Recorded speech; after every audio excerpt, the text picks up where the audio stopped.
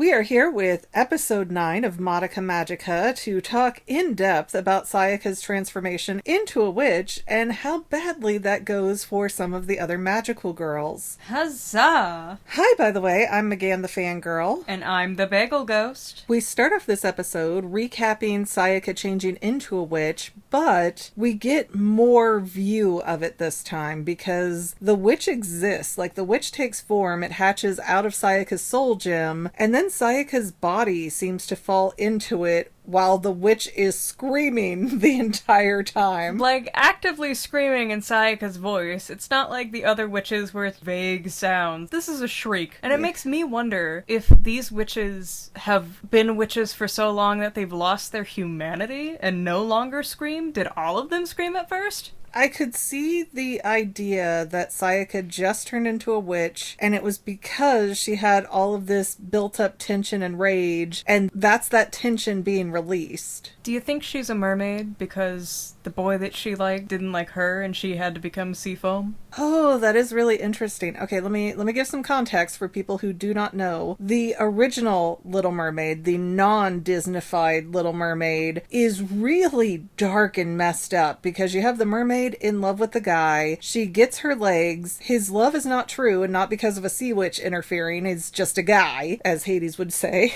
And so, per her contract to be a human, she throws herself off the boat because she's due to turn into sea foam because the guy doesn't love her back. But instead, she gets swooped up and turned into an angel where they tell her something like, every child who misbehaves, we add time to your sentence, and every time a child's good, we take time off, something in that ballpark. So it's really a weird, twisted, dark fairy tale about behave children or poor Little Mermaid is going to suffer. Like the Scissor Man and the German fairy. You know the Scissor Man and the German fairy tales? I do not. Oh, well. I remember very vividly seeing a German fairy tale about a man with scissors. We're not talking about Edward Scissorhands, are we? No, we're not. But basically, when a child steals from their parents, the Scissor Man would appear. We don't know from where. We don't know how. But he would appear and snip off one of your fingers.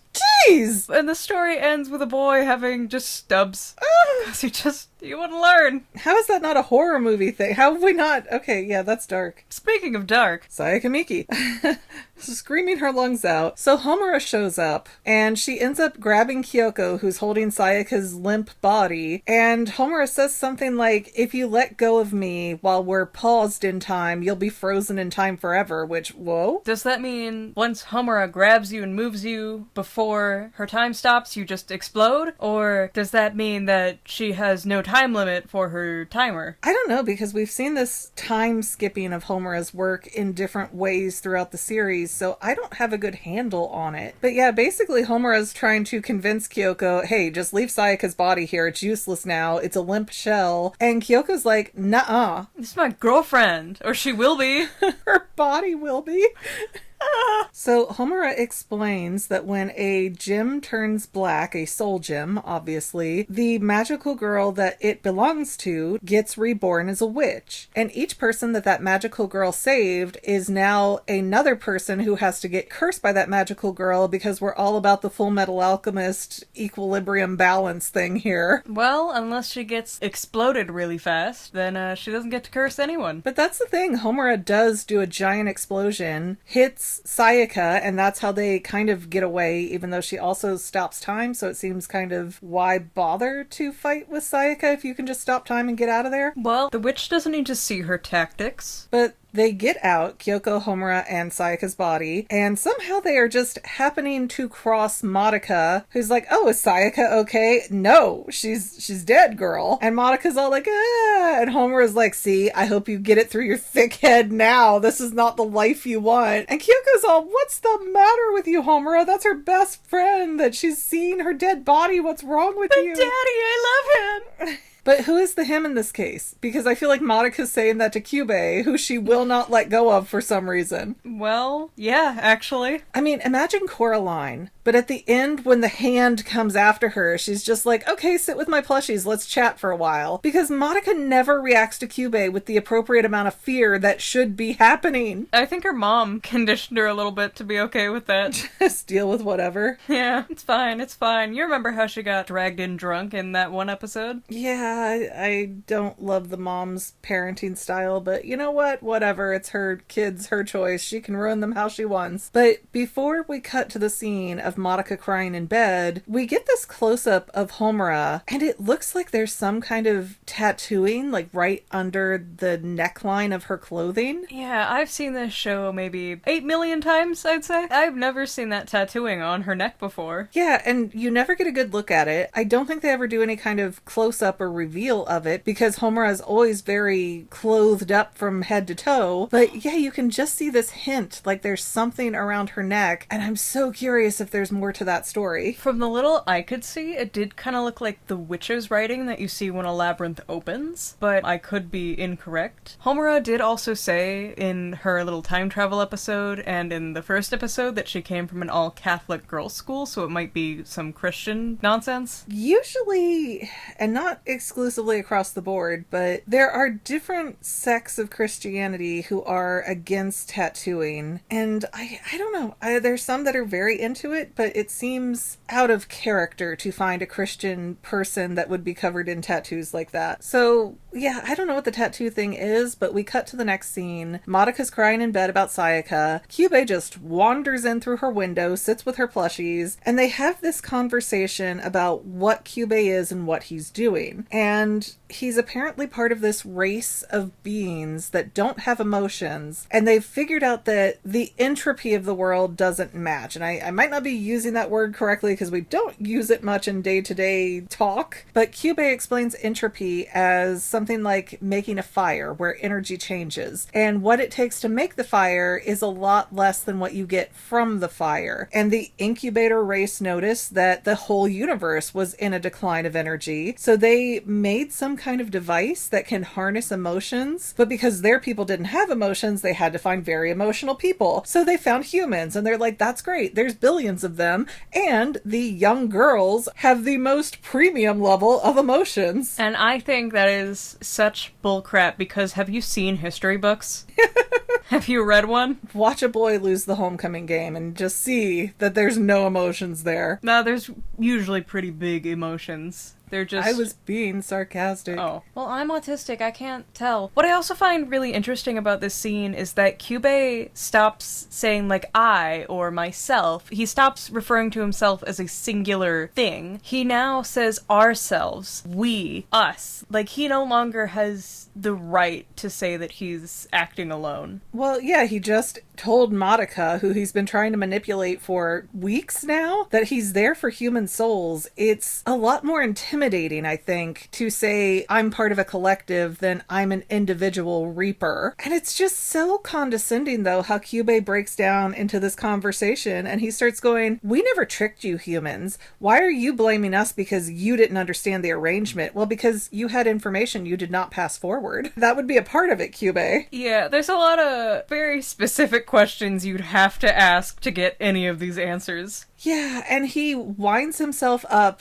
back into trying to pitch Madoka, like, hey, if you ever want to die for the good of the universe, I still think you'd be the greatest, strongest magical girl ever, which means you'd be the biggest, baddest witch that ever existed too. And just think of how the whole universe could benefit from your energy. Like, what?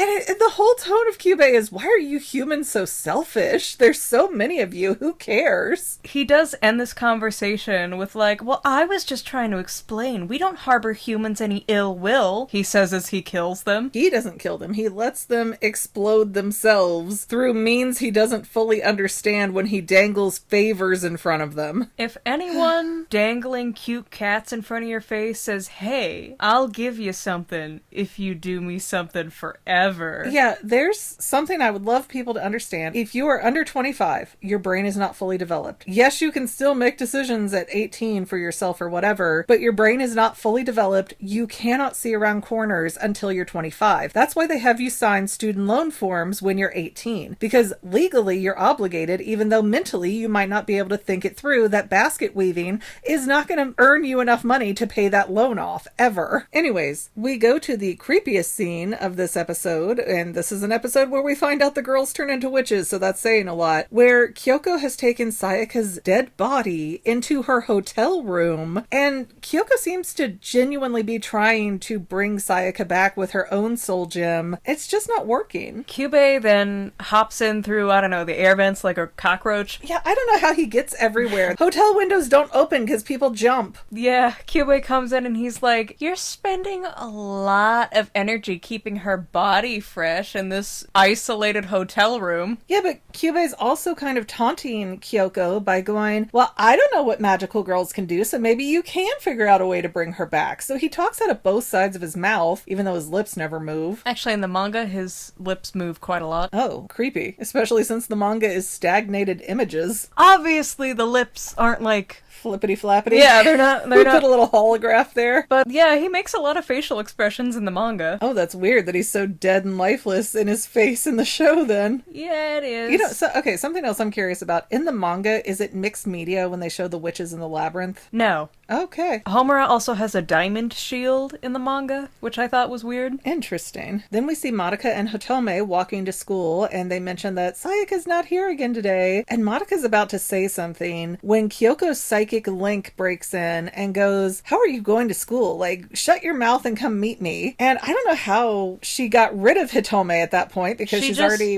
walking. She went, I don't feel so good, I have to go home. Hitome shows no concern, though. She is concerned. She's like, oh, are you sure? Like, I can call your mom. But Hitome was just showing concern for Sayaka, at least in regards to herself, where Hitome's like, I think Sayaka's mad at me because I'm kind of hooking up with Kyosuke. You know, what I find sad about Hitome is the fact that she is going to live the rest of her life thinking that Sayaka killed herself because of her. I mean, it's not untrue completely, is it? Well, but Sayaka, I guess that's true. We don't really see Hitome in a meaningful way after this scene again. Sayaka got herself killed. It's why you don't make a wish based on a boy's emotions. But I am really curious about Kyoko's psychic powers, because how is she linking without Kyubey? It sounds like stuff they would not want Kyubey to know. Madoka's not a magical girl, so she should need the Kyubey link. And it feels like Kyoko's distance from Madoka in this moment is farther away than what Mommy's was when they left Sayaka alone to have Madoka and Kyubey go look for Mommy. You know what? It's magic. Just go with it. I don't want to go with it. I want it to make some sense. And maybe I'm wrong. Maybe I'm forgetting something here. Is this psychic link power, because we always see it in reference to Kyoko, because she did it with Sayaka, she's doing it with Madoka. Is that her special talent that she got with her wish? Oh, that is a good point, because she did wish for people to listen to her dad. Yeah, and so psychic control would be very helpful in manipulating that to happen. Oh. But yeah, and maybe I'm forgetting things. Maybe people in the comments will jump in and tell me I'm wrong. But I can't remember Homura doing this by herself or Sayaka being able to do this by herself. It seems to only be happening through Kyubey or through Kyoko. That is really interesting. That's what I love about this show, is you notice all these little things and you're like, huh, does this mean that? Like, you can never really tell. Even years later, I'm still finding stuff that feels like it should have been obvious. But Kyoko and Madoka wander off, and we get this shot where they keep focusing on a mermaid and a unicorn wind chime set. Which are very symbolic, and I don't know if we have time for a tangent. Go for it. Anyway, so we already covered how Sayaka is representative of the Little Mermaid story, and her witch even being a mermaid herself, but the unicorn is very symbolic of Kyoko. Not only is it a symbolic imagery of girlhood and mythology and fairy tales, but it has that pointed tip on its horn like Kyoko has with her spear, and the fact that the unicorn is pointing its horn towards the mermaid with her back arched, her back facing away from the unicorn, is foreshadowing later how Kyoko is going to be the one to kill Sayaka and they go down together. I would have thought that the unicorn symbolism would have more to do with the last unicorn, because, you know, you go through this epic journey with the unicorn learns how to love somebody finally, and then she loses it almost immediately. Well, maybe that too. But, you know, I thought I was pretty observant. No, I mean, it's a good thing, especially when we see how Sayaka's soul gem sits on her body later, but let's get through this piece by piece. So Madoka and Kyoko are having this conversation, and Kyoko's all like, what if we cut open Sayaka's grief seed and her soul gem pops out and we can sort of get her back through true love like this? I think she wanted Madoka specifically because if she hears the voice of a friend, maybe she'll snap out of it. Yeah. Because that works. And so here goes Madoka, about to enter another witch's labyrinth when she has no powers, no weapons, nothing. And this was really weird because Kyoko throws, I think, a spear at this heart on the ground that says, "Love me do." Yeah. And that seems to be where Sayaka's labyrinth is at, but they don't explain what this graffiti thing is or how it's connected. It's just kind of sad. Well, the witch's labyrinth entrances, as we've seen before, it is just a little circular symbol that you could fit on a button. That's it. That's where you go in. And while Kyoko's cutting open this labyrinth, because Sayaka is self-contained at this point, which again seems weird. It seems like Sayaka's kind of trying to be the hero and keep to herself, like she was before as a magical girl, and the other magical girls are just not letting that happen. But Madoka talks about feeling worthless because she's not a magical girl, she can't fight, she can't help. And Kyoko's like, you have lots of food, and you're happy with your family. You need to shut the F up about being a magical girl, or I'm gonna kick your butt. Which, you know, is great for Kyoko, honestly. It shows a lot more depth for her, that she really does care about other people. I don't even know if it's caring about Madoka more than being jealous that she has such a good position in life that Madoka doesn't appreciate. Oh yeah, Kyoko was dirt poor for a long time, and they go out of our way to show us that the girls in Mitakihara City are very rich, privileged girls. All of them are. Yeah, that's why Sayaka and Madoka struggle to figure out what kind of wish they want, because they have such charmed, easy lives. It's kind of like when you talk to your rich friends and you're like, man, you're so rich, and they're like, oh, but it's just how I was raised, so I'm not rich. Oh, we only have 3 servants, that's not rich. Down the street they have 12. But Kyoko cuts open a pathway to the labyrinth, goes in with Madoka. They go down this hallway that seems to have concert posters everywhere,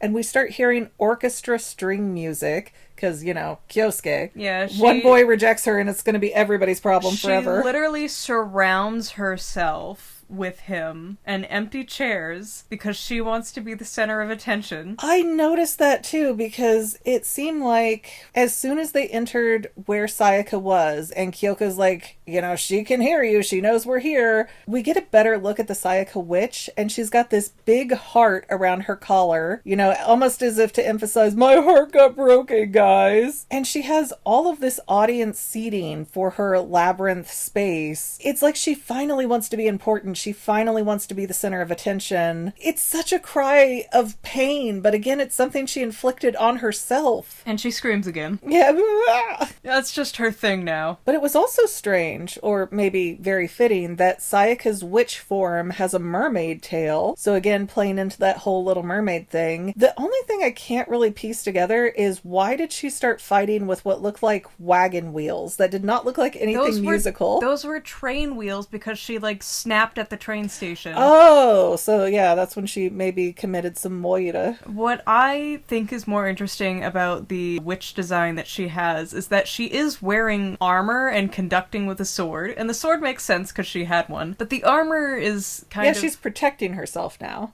Ah, she put up walls, excuses. I can't date Kyosuke because I'm a zombie. So Kyoko builds this some kind of psychic box around Madoka, and she's like, just talk to her, talk to Sayaka, see if you can pull her out of this. And Madoka's trying, but Madoka is not a good fighter. She's not really good at much of anything in this show. That's why she wants to be a magical girl. And Kyoko is fighting her heart out. She's losing. She takes Madoka kind of out of the labyrinth, sort of. Kyoko at least gets Madoka far enough that Homura has appeared, and Kyoko's like, Homura, take Madoka and go. I'm not leaving. You take her and go. You're endangering my bae. Yeah. And Homura does it, but you can just kind of feel the energy with Kyoko that, yeah, she's going down with the ship. And so Kyoko starts praying, and she pulls her hair down, and her hairpin comes out, which is where her soul gem is, and the hairpin does have that point in it, like the unicorn horn. Yes, it does, but it's also really weird because her soul gem's also on her chest. But it was in her hair. I'm really confused at that one, honestly. Yeah, I don't know if they just changed design. I don't know. That's odd to me. But the soul gem does change forms a lot. Like sometimes it's a ring, sometimes it's the egg shape. So I don't know. Again, I wish we had more solid information and rules on these things, but we don't. But while Kyoko's praying, she looks so at peace. Like she's just made a decision and she's okay with it. And she decides to spear her own gem next to Sayaka's witch form and sort of explode both of them. She was going down with her love. It seemed that this love really came quickly and out of nowhere, though. It seemed like they connected one-sidedly, like Kyoko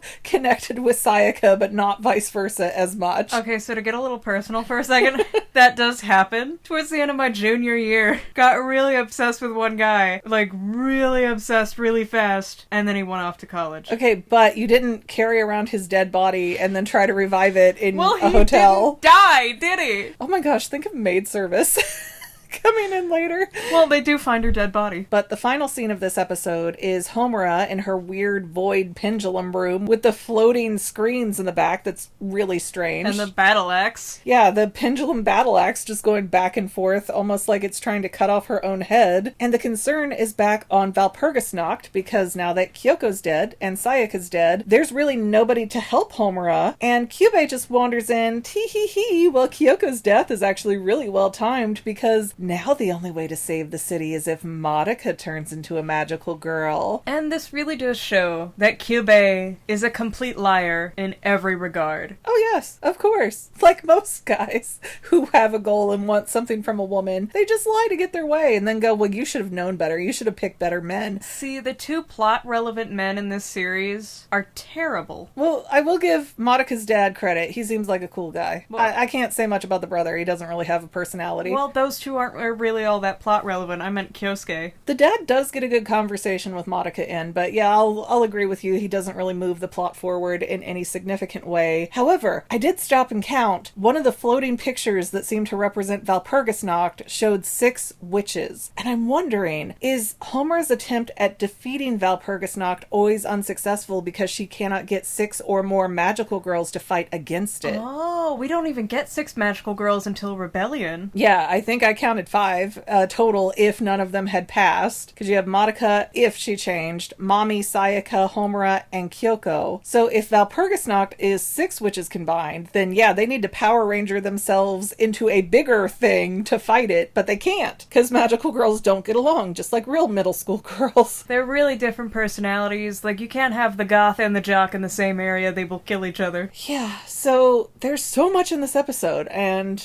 this is really the end of Sayaka, right? She's not coming. We're going to start the time travel stuff now, yes? Yeah. So, I know I see Homura and Madoka as a ship debated a lot, but you can't debate Kyoko and Sayaka. I'm sorry. We're not watching the same show if you're not. I can give you Kyoko and Sayaka. However, I think it's like Road to El Dorado with Tulio and Miguel, where one of them loved the other, but it wasn't necessarily requited. Anyways, there was a lot to say. This episode's running super long, and I have to edit it, so I'm not going to ask you if you have anything else to add, because I know you could go on for days, and these last few episodes are probably going to be more lengthy than this. But please don't forget to like, subscribe, comment, and or share. We also have paid channel memberships that are extremely helpful. And other than that, we will see you next week with episode 10. And the series does not get any happier than this, in case you're curious.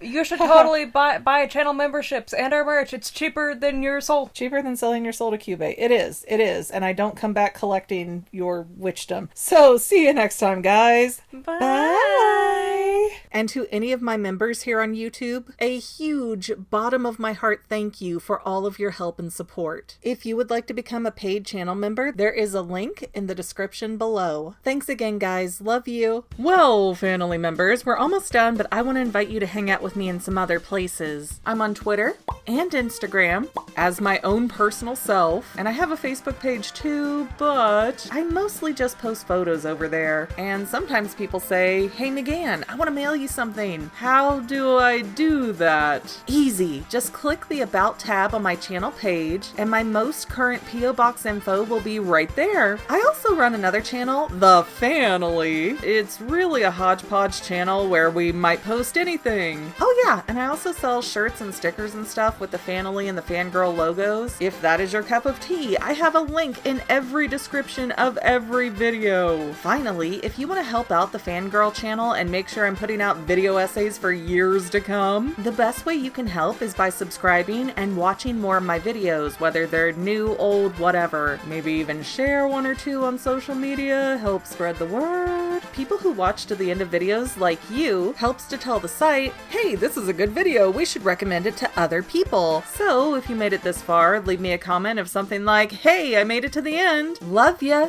See you next time, family members. Bye.